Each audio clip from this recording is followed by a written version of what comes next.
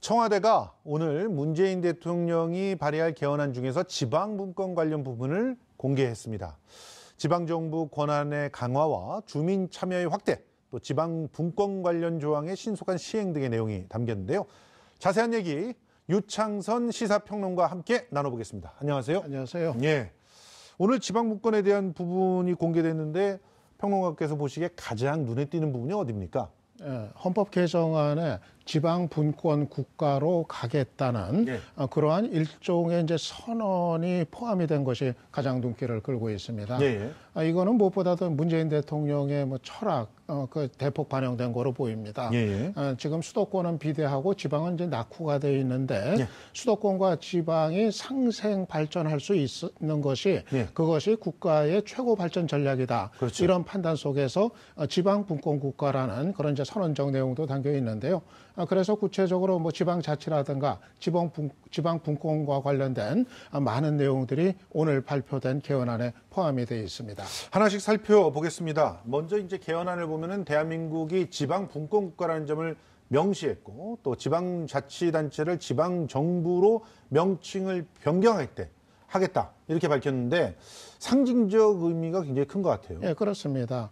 우선은 개헌안에서 전문이 고쳐지게 됩니다. 그러니까 이제 지방 분권 또 그 자치 이런 내용들이 이제 강화가 되는 그런 헌법 전문에 대한 이제 개정이 있게 되고요. 그리고 헌법 제1조 3항에 아까 말씀드렸던 지방 분권 국가를 지향한다는 그러한 이제 선언적인 조항이 새롭게 이제 들어가게 됩니다. 상당히 좀 획기적인 그런 이제 내용이 될 수가 있을 텐데 국가 운영의 그 기본 방향 이런 것과 이제 관련된 문제라는 점에서 눈길을 끌고 있습니다. 그리고 또 지방자치단체라고 지금은 이제 불러오지 않았습니까? 그렇죠. 그러니까 이게 벌써 이제 단체라는 명칭이 좀 이제 중앙정부하고는 기본적으로 이 격 자체가 다른 그런 느낌을 주지 않습니까? 이게 시민사회단체도 아니고 임의단체도 아니고. 그래도 일종의 정부로서의 구실과 역할을 고스란히 하고 있잖아요. 세금도 걷고 또 자체적으로 예산도 집행하고 정책을 세우고 그렇지 않습니까? 실제로는 그런 이제 정부 역할을 하는 건데 그런데 이제까지는 단체로 불려왔던 거. 이거를 이제 명칭을 또 변경하겠다는 겁니다. 그래서 앞으로는 이제 지방 정부라고 명칭을 변경을 한다는 거고 그리고 그 지자체의 집행기관 이거 역시도 지방 행정부로 명칭을 변경하기로 그렇게 이제 내용에 포함이 되어 있습니다. 지금 그 지방자치 조례를 보면 장관령이라든가 또 총리령의 구속을 받게 돼 있잖아요. 그러다 보니까 결국은 중앙정부가 옴죽달싹 못하게 다 죄일 수가 있단 말이에요. 그런데 이번 개헌안에서 자치 입법권을 완전히 주지는 않지만, 그러니까 법률을 만들 수 있을 권한까지 넘겨주는 건 아니겠지만 실질적으로 이제 조례를 법률에 준하게 그렇게 운용할 수 있게 해주겠다는 그런 약속을 하고 있는 거죠? 그게 자치 입법권의 강화와 관련된 내용들입니다.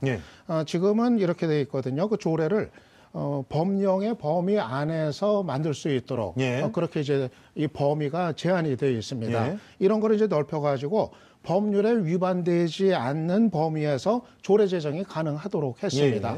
그러니까 현재까지 좀 상당히 이 범위가 소극적이었다고 한다면은 이 범위를 적극적으로 좀 넓히는 이런 이제 변화를 읽을 수가 있는 겁니다. 그래서 지방 정부의 그 자치 입법권을 폭넓게 보장하는 이런 방향을 또 추구를 하고 있고요. 그리고 또 자치권이 실질적으로 이제 보장이 될 수 있도록 국가와 지방정부 간 또 지방정부 간의 그 사무 배분에 대해 가지고 지방정부가 우선하는 원칙에 따라서 역시 그 법률로 그렇게 이제 할 수 있도록 그렇게 되어 있습니다. 그러니까 이 지방정부가 조례, 지방정부의 법률이라고 할 수 있는 이 조례를 좀 더 탄력적으로 그리고 폭넓게 그렇게 만들어 나갈 수 있도록 하는 변화가 담겨 있습니다. 지금 보면은 야당에서는 계속 그 제왕적 대통령제를 유지하는 가운데서 왜 분권을 얘기하지 않느냐 그런데 책임 총리로만 분권하는 게 분권의 다가 아니거든요. 이렇게 지방 정부에게 권한을 많은 부분을 넘겨주겠다라고 하는 것도 어떻게 보면은 우리 국민들에게는 더욱더 실용적인 분권이 될 수가 있는데 이런 부분을 이렇게 과감하게 얘기하고 있다는 게 상당히 좀 의미 있는 그런 상황인 것 같아요. 그렇습니다. 그리고 이제 자주적인 그 조직권 이것도 포함이 또 자주적 조직권 있습니다. 그러니까 지방 정부가 뭐 의회라든가 또 이 지방 행정부라든가 이런 거를 지금까지는 사실상 뭐 중앙 정부가 뭐 이렇게 해라 저렇게 해라 다 그런 거가 이제 많이 지정이 돼 있어 정해져 있었거든요. TO도 중앙 정부에서 정해줬잖아요. 그렇게 돼 있었죠. 그런데 이거를 지방 정부가 이제는 자기들 그 조직을 어떻게 구성하고 어떻게 운영할 건지 이거를 지방 정부가 자율적으로 정하도록 그래서 그 자주적인 그 조직권을 보장하는 이런 내용도 또 포함이 되어 있습니다. 근데 문제는 돈입니다. 그렇지 않습니까? 그러니까 재정 운용에 있어서 사실은 상당 부분의 자유를 주겠다라고 하는 것도 있고 또 그러니까 이제 재정에 대한 어떤 그 지역 간의 격차 이런 것들에 대해서도 중앙 정부는 충분히 보장을 하겠다. 지역 격차를 줄이겠다. 이런 의지들도 들어가 있는 것 같더라고요. 사실 그동안 이게 좀 갈등이 많았던 부분이었죠. 중앙 정부하고 지방 정부하고 뭐 대표적인 게 이제 누리과정 예산 아니었습니까? 맞습니다. 이 재정 부담을 누가 할 것인지 놓고서 서로가 이제 떠넘기는 그러면서 이제 갈등은 빚어지고 그 피해는 이제 주민들한테 돌아오는 이런 사태가 있곤 했었는데 이제는 이거를 막기 위해 가지고 자치사무 그 수행 경비에 대한 자기 부담 원칙 이거를 이제 명시를 한 겁니다. 그러니까 자치사무 수행 경비는 이제 지방 정부가 자기가 이제 부담을 하는 거고 그리고 이제 국가라든가 또는 다른 지방 정부에 관련된 경비 비용 이런 거는 또 그쪽에서 이제 부담을 하는 그래서 이거를 명확히 좀 구분하는 이런 원칙도 담겨 있습니다. 그리고 사실은 돈도 그러면 더 세금을 가져갈 수 있게끔 만들어 줘야 될 거 아니에요. 그런 부분들도 구체적으로 따라올 것이다 이렇게 생각이 되는데요. 그렇죠. 그러니까 이런 것이 이제 그 재정 조정에 관한 뭐 이제 중앙 정부와 지방 정부 또는 지방 정부 간에 이런 그 재정 문제를 서로가 이제 조정할 수 있는 그런 헌법적인 근거가 마련된다고 할 수 있겠습니다. 그렇습니다. 자, 이번 개헌은 기본권과 또 국민의 권한을 강조하는 국민 중심의 개헌이 되어야 된다고 강조하고 있어요. 그래서 지방 분권에 대한 부분도 마찬가지인데 주민 참여의 확대 방안이 여기 담겨 있단 말이죠. 어떤 게 있는지 소개를 좀 해주실까요? 세 가지 아주 그 눈길을 끄는 것이 있습니다. 주민 발안, 그리고 주민 투표, 그리고 주민 소환 제도. 이 세 가지가 대표적인 주민 참여 방안이 되는 건데요. 사실 그동안 얘기가 이게 많이 되어 왔던 겁니다. 그렇습니다. 그런데 이 문제 둘러싸고 여러 가지 또 진통도 있었고 그리고 이게 이제 그동안은 이제 법률적인 근거에 따라서 또 부분적으로 시행이 되어 왔던 거거든요. 그런데 이제는 이게 법률이 아니라 아예 헌법에 규정을 해서 헌법적인 근거를 마련을 하겠다는 겁니다. 그렇죠. 그러니까 앞으로는 이 지방 정부를 운영하는 데 있어서 직접 민주주의의 요소를 대폭적으로 가미한다 이런 의미가 실려 있는 건데요. 이거는 이런 의미를 갖습니다. 지금 이제 지방 정부의 뭐 부패라든가 독주라든가 이런 문제들이 사실 뭐 여러 차례 뭐 여러 곳에서 드러나지 않았습니까?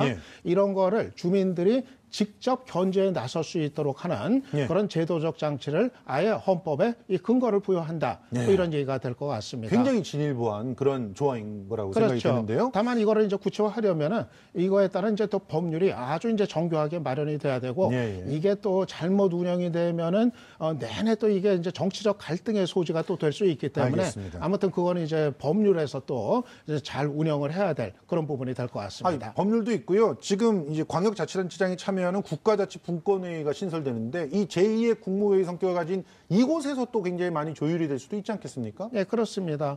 입법화 과정에 지방정부가 참여한다는 그런 의미를 갖게 되는 겁니다. 그렇습니다. 지금은 사실 뭐 국회 입법 과정 또 정부에서 뭐 법률안을 이제 발의하는 과정 뭐 이런 데서 지방 정부가 제대로 그 의견을 반영할 수 있는 통로가 뭐 제도적으로 없었거든요. 그런데 이거를 아예 그 제도화해 가지고 광역 단체장들이 참여하는 그러한 이제 회의, 이 회의체를 마련을 해 가지고 거기에서 이제 지방 정부의 의견들이 반영이 될 수 있도록 그렇게 이제 한다는 얘기입니다. 그리고 동시에 또 지방 정부가 국회를 통해 가지고 법률안에 대한 의견을 제시할 수 있는 그런 장치도 마련한다는 그런 것도 포함이 되어 있습니다. 근데 이 얘기를 빼놓을 수가 없어요. 시간이 얼마 없지만 반드시 짚어야 될 것.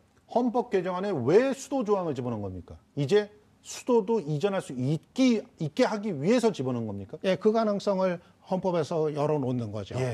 사실 그동안 관습 헌법이라는 말이 나오지 않았었습니까? 좀 이해하기 힘든 얘기였죠, 사실은. 그러니까 대한민국 수도는 이제 서울이다. 이것이 관습 헌법이다. 이런 판례가 2004년 헌법재판소에서 있었습니다. 그래가지고 그때 행정수도를 그 이전하려는 노무현 정부의 그 계획이 위헌 판결이 나가지고 이제 무산이 됐었죠. 그렇죠. 그래서 지금은 이제 세종시가 이제 제한적으로 그 기능을 하고 있는데 이렇게 그 수도 이전에 관한 거를 뭐 법률로 뭐 정할 수 있도록 그렇게 이제 해버리면은 앞으로 그 법률에 이제 이거를 위임하면은 그렇죠. 수도 이전이 이제 가능하게 되는 겁니다. 법만 바꾸면 되니까요. 그렇습니다. 그래서 당장 뭐 수도 이전까지는 안 간다 하더라도 그 전 단계에 있어가지고 지금 세종시 같은 경우를 행정 수도로 다시 규정하는 거 이것이 가능할 수 있는 그런 이제 헌법적인 근거를 마련하는 거다. 이렇게 보면 되겠습니다. 자, 마지막으로 문재인 대통령의 개헌안 어떻게 평가하십니까? 문제는 실현 가능성이 이제 문제일 것 같습니다. 어제 오늘 지금 이틀 동안 헌법 개정안의 내용이 발표가 됐는데요. 문재인 정부의 이제 정체성에 이제 부합이 되는 또 상당히 좀 이상적인 좋은 내용들이 많이 담겨져 있습니다. 맞습니다. 그런데 이제 문제는 이것이 과연 이 발의가 되면은 이 개정안이 발의가 되면 국회 제적의원 3분의 2 이상의 찬성을 얻어서 국회를 통과해서 국민투표까지 갈 수 있을 것인가? 이것이 역시 이제 관건이 되는데 지금 뭐 국회 안에 그 의원들 나오는 거 보면은 야당들이 대체로 지금 반대를 하거나 부정적인 입장을 보이고 있기 때문에 이 국회 관문을 넘어서는 것이 쉽지 않은 그런 상황으로 이제 판단이 됩니다. 평론가님이 보시기에는 확실히 국민들에게는 더 유리한 개헌안이 되었다 이렇게 평가를 하시는 거죠? 그런데 전체적으로 지금 시대 변화에 부응하는 그런 내용들이 이번에 획기적으로 많이 담겨져 있습니다. 그거는 뭐 긍정적으로 높이 평가할 부분인데. 근데 문제는 그런데 정치인들에 의해서 막힐 수도 있다. 그래서 이 부분을 우려하신다. 그리고 또 아마 반대 목소리도 또 만만치 않을 거기 때문에 알겠습니다. 그게 이제 고비입니다. 자, 과연 개헌안 어떻게 진행이 될지 시시각각은 계속해서 지켜보도록 하겠습니다. 지금까지 유창선 시사평론가와 함께 이야기 나눠봤습니다. 오늘 고맙습니다.